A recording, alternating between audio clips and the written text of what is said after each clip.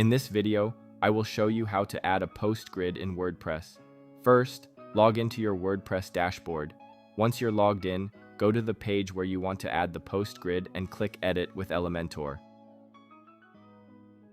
After the Elementor editor opens, click the plus icon to add a new section and choose the structure you want.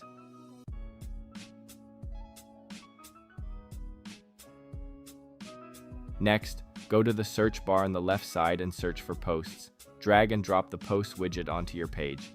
As soon as you add it, Elementor will automatically display your recent blog posts in a grid layout. Now, use the settings panel on the left to customize the grid. You can choose how many posts to display, adjust the number of columns, change the image size, show or hide post information, and select specific categories if needed. After that, switch to the Style tab to customize the appearance of your post grid. Here you can modify colors, typography, spacing, and other design settings to match your website. Once you're happy with the layout and design, click the Publish or Update button to save your changes. If you found this video helpful, subscribe to our channel.